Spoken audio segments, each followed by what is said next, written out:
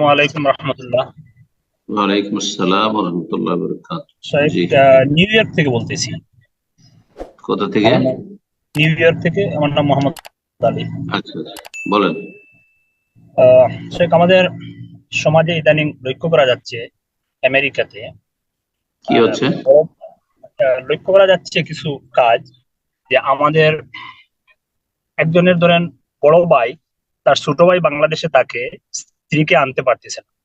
তো বড় ভাই হুম। তার নিজের স্ত্রীকে তালাক দিয়ে, অফিসিয়াল ভাবে তালাক দিয়ে গিয়ে ছোট ভাইয়ের স্ত্রীকে বিয়ে করে তারপরে আমেরিকায় নিয়ে আসে।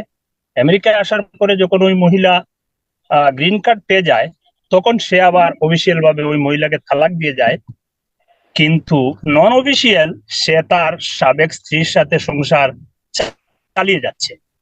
এই বিষয়টা ব্যাপারে একটু বলবেন, যে এটা। হারাম, হারাম, ইত্তাকুল্লাহ, আল্লাহকে ভয় করুন। এসব এসব মুসলিম ফাসিক ফাজির পাপিষ্ট, আউযু বিল্লাহ। আমেরিকা যাওয়ার জন্য, এমনকি সৌদি আরবে আসার জন্য যদি এরকম অবৈধ কাজ করে তবু যায়।